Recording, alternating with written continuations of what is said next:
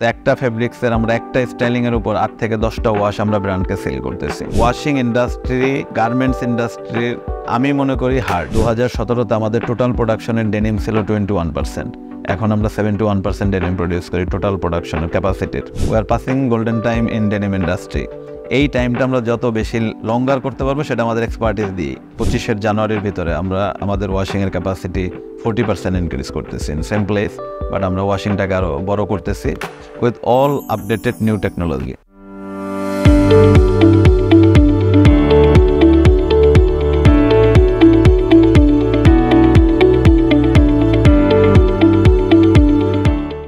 একজন টার্কিশ টেকনিশিয়ানের কাছ থেকে মূলত আমি কাজটা শিখি এবং সে একজন কেমিক্যাল ইঞ্জিনিয়ার ছিল। ওনার কাছ থেকে আমার ইন্টারেস্টটা গ্রো হয় যে ওয়াশিংয়ে অবশ্যই পোটেনশিয়াল আছে এবং এখানেও ক্যারিয়ার বিল্ড আপ করা যায়। R&D হেড হিসেবে আমি যে গ্রুপে কাজ করার পরে সেখানে আমাদের 1 বছরের ভিতরে আমি ফ্যাক্টরি হেড হিসেবে ওখানে আসলে দায়িত্বটা পাই। এটা আমার জন্য একটা অপরচুনিটিস ছিল। প্রথম আমি R&D থেকে প্রোডাকশনে তখন আমার ক্যারিয়ার শুরু করি এবং ওইখানে সবচেয়ে আমার ফরচুনেট ছিল যে ওখানে 4 জন ফরেনার কাজ করতো। সেই 4 জন ফরেনারের রিপ্লেস হিসেবে আমরা বাংলাদেশে একটা টিম এবং আমি তাদের টিম লিড হিসাবে আমাদের লিডারশিপে মূলত ফ্যাক্টরিটায় আমরা প্রোডাকশন শুরু করি। আমার ক্যারিয়ারের জন্য জেনেসিসের ওই টাইমটা আমার জন্য যেমন ভাইটাল ছিল, ইন দ্য সেম টাইম জেনেসিসের জন্য আসলে ভাইটাল ছিল। এভাবেই আসলে ক্যারিয়ারে প্রতিদিন কোনো না কোনো প্রতিষ্ঠানে পরে চাকরি করছি। এখন আমি বিটুপি গ্রুপে আছি। বিটুপি গ্রুপে প্রায় 6 বছর কাজ করতেছি। আমাদের দেশের মেইন প্রবলেম সেটা হচ্ছে যে আমাদের হিউম্যান রিসোর্সের পিছনে ইনভেস্টমেন্টটা আমাদের দুইটা পক্ষ থেকেই কম। ইনভেস্টমেন্টটা হিউম্যান রিসোর্সের পিছনে ইনভেস্ট করতে হয়। আমি একটা ফ্রেশার, আজকে আমি যখন জবে ঢুকবো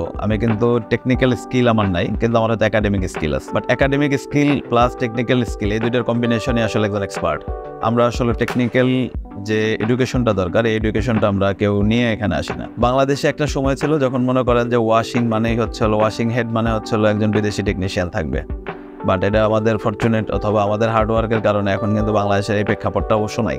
আবার ফরেন অনেক এক্সপার্ট আমাদের সাথে কাজ করে, অনেক কেমিক্যালস ম্যানুফ্যাকচারার তাদের এক্সপার্টিস আমাদের সাথে কাজ করে, অনেক মেশিন ম্যানুফ্যাকচারার তারা নতুন নতুন যে ইনোভেশন করে সেই ইনোভেশনটা আমাদের সাথে তারা শেয়ার করে। তার মানে এখন আজকে আপনি বলতে পারবেন ইটালিতে আজকে যে প্রোডাক্টটা তৈরি হচ্ছে সেই প্রোডাক্টটা একই সময় হয়তো বাংলাদেশও যান। তো এই গ্লোবালাইজেশনের অ্যাডভান্টেজটা যে টেকনিশিয়ান বা যারা নিতে পারবে তারা আসলে আপনি গ্লোবাল মার্কেটে টিকে থাকবে। As a human, as a expert আমিও ইন্টারন্যাশনাল এক্সপার্টদের মতোই সম কাতারে থাকতে হবে। এই জন্য যা যা যোগ্যতা থাকা দরকার, প্রতিদিনের যে আপডেট থাকা দরকার, technical update, chemicals update, factory management update, সকল আপডেট যখন আমার ভিতর থাকবে তখন আমার মালিক বা আমাদের দেশের কোনো মালিকের একজন বিদেশি এক্সপার্ট খোঁজার কোনো দরকারই নেই। আমি যদি আমার দেশের যে হিউম্যান রিসোর্স আছে তাদের উপর ইনভেস্টমেন্ট করি তাহলে সেই ক্ষেত্রে এই টাকাটা আমার দেশেই থাকবে এবং আমি আরও কম বেতনে বা ভালো সার্ভিস পেতে পারি। তো বোধ পক্ষেরই এখানে অবদান রাখার সুযোগ আছে। বিটুপি গ্রুপ একটা sustainable industry. Basically as a whole group আমাদের সাস্টেইনেবল গোল, আমাদের একটা নিজস্ব গোলও আছে এবং আমরা সেটা যে গ্লোবাল যে গোল গার্মেন্টস ম্যানুফ্যাকচারিং প্রসেস সেই গোলের সাথে আসলে আমরা এলাই। আমরা ওয়াশিং যদি ইন্ডিভিজুয়ালি বলি সেক্ষেত্রে ওয়াশিংয়ে ধরেন আমাদের কিছু ইন্ডিভিজুয়াল এবং ইউনিক ইনিশিয়েটিভ আছে যেগুলো নর্মালি অনেক ওয়াশিংয়েই নাই বাংলাদেশে। আমরা যে প্র্যাকটিসগুলো করি, আমরা যদি ধরেন যে ইউটিলিটির সাইডে আসি, আমরা এখানে থার্মাল হিটিং সিস্টেমের মাধ্যমে বয়লার চালাই, যেটা আমাদের আসলে ওয়াটার বয়লার না বা ট্রেডিশনাল বয়লার না। 2 নম্বর হচ্ছে আমাদের সকল লাইট, আপনি যদি ডে লাইট দেখেন আমাদের স্কাই লাইট আছে। আমাদের এখানে সব ফ্লোরে নর্মালি আমরা কোনো লাইট ইউজ করি না এক্সেপ্ট কিউসি এরিয়া। আর একটা জিনিস যেটা আমরা অপারেশনাল সাইডে আমরা যেটা ইউজ করি যে গ্লোবালের এই অ্যাসপেক্টে যত ধরনের টেকনোলজিক্যাল ইস্যু থাকতে পারে সবগুলোই আমরা আমাদের ফ্যাক্টরিতে অপারেশনে এনহ্যান্স করছি। আমাদের এখানে লেজার ফ্যাসিলিটিস আছে, ওজোন ফ্যাসিলিটিস আছে, আমার এখানে ন্যানোবাবল টেকনোলজি আছে।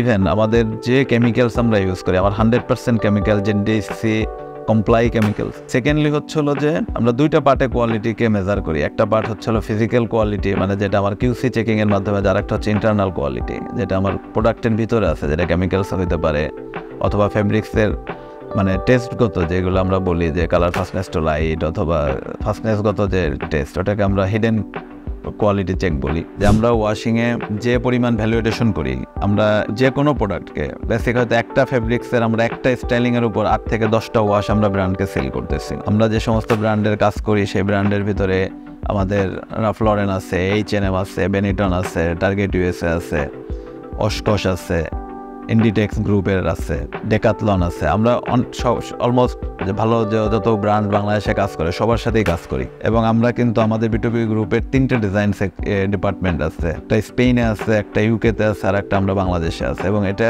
আমাদের ওয়াশ R&Dর সাথে প্রপারলি অ্যালাইন, যার কারণে আমরা ডেনিমের বিজনেসে 2017-তে আমাদের টোটাল প্রোডাকশনের ডেনিম ছিল 21%, এখন আমরা 71% ডেনিম প্রডিউস করি টোটাল প্রোডাকশনের ক্যাপাসিটির।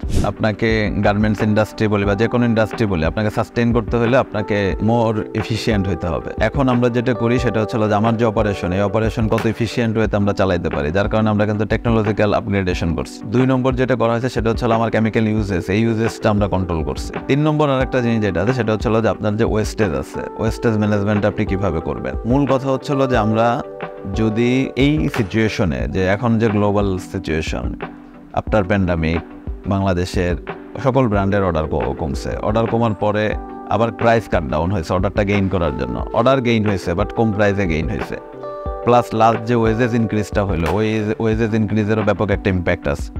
কিন্তু ব্র্যান্ড কিন্তু আপনাকে প্রাইস বাড়ায় নাই, তাহলে আমার আগের প্রাইসেই আমি অ্যাবাউট প্রায় 56% আমার যখন কস্ট বাড়লো, সেই কস্টটাকে ওভারহেড বাড়ার পরে এটাকে নিউট্রাল করার জন্য, অ্যাটলিস্ট নিউট্রাল করার জন্য আমাদেরকে অনেক বেশি এফিশিয়েন্টলি কাজ করতে হচ্ছে। এবং ওয়াশিং ফ্যাক্টরি যদি এফিশিয়েন্টলি এখন কাজ না করে, এবং সে যদি তার কেমিক্যাল ম্যানেজমেন্ট প্রপারলি হ্যান্ডেল না করে, এবং সে যদি তার যে ইউটিলিটি আছে ইউটিলিটিটাকে যদি সে প্রপারলি হ্যান্ডেল করতে না পারে, সেই ক্ষেত্রে যে কোনো ইন্ডাস্ট্রির জন্য সার্ভাইভাল ডিফিকাল্ট হবে। বাংলাদেশে আগে ভাবতাম যে ডেনিম প্রোডাকশন কমে যাবে বা ডেনিম প্রোডাকশন বাংলাদেশে বাড়বে, এবং ইনফ্যাক্ট আমরা বাংলাদেশে এখন মোটামুটি সকল ভালো ব্র্যান্ড, মিডিল লেভেলের ব্র্যান্ড সব বাইরেরই আমরা কিন্তু ডেনিম প্রোডাক্ট করি। শুধু ডেনিম না, আমরা নন ডেনিমের উপরেও এখন ডেনিমের আউটলুক দিতে পারি। এর বিভিন্ন রিজন আছে। ফ্যাক্ট হচ্ছিল যে ওয়াশিং ইন্ডাস্ট্রি, গার্মেন্টস ইন্ডাস্ট্রির আমি মনে করি হার্ট। কারণ হচ্ছে আপনি যদি ভ্যালু এডিশন করতে চান কোনো প্রোডাক্ট, অর্থাৎ ডেনিম ইন্ডাস্ট্রি যদি আমি ইনক্রিজ করতে চাই দেশে, সেই ক্ষেত্রে ওয়াশিং হচ্ছে তার কি পার্ট। আমাদের দেশের ডেনিম ইন্ডাস্ট্রিতে এখন অনেক ভালো ওয়াশিং টেকনিশিয়ান দরকার, যেটার ঘাটতি আছে। ওয়াশিং টেকনিশিয়ান এবং ওয়াশিংয়ের ফিউচার বাংলাদেশে আমি মনে করি এখন এটা আমরা বলতে পারেন যে গোল্ডেন সময়, we are passing golden time in denim industry. এই টাইমটা আমরা যত বেশি লঙ্গার করতে পারবো সেটা আমাদের এক্সপার্টিস দিয়ে। আমি বিশ্বাস করি বাংলাদেশ ডেনিম ইন্ডাস্ট্রিকে লিড দিবে, এবং সেই লিডের মেইন কারিগর যারা থাকবে তারা হচ্ছিল যারা ওয়াশিং এক্সপার্ট এবং ওয়াশিং ইন্ডাস্ট্রিতে কাজ করে তারাই। আমাদের আসলে ডেনিম প্রোডাকশন বা আমরা ভ্যালু এডিশন প্রোডাক্ট অনেক ইনক্রিজ করছে আমাদের ক্যাপাসিটিতে, অথবা আমরা ওই ব্র্যান্ডগুলোরও ডেভেলপমেন্ট করতেছি। তো যার কারণে আমাদের একটা স্পেস তৈরি হয়েছে। আমরা ওয়াশিংটার পিছনে আমরা 2025-এর জানুয়ারির ভিতরে আমরা আমাদের ওয়াশিংয়ের ক্যাপাসিটি 40% ইনক্রিজ করতেছি ইন সেম প্লেস, বাট আমরা ওয়াশিংটাকে আরও বড় করতেছি with all updated new technology.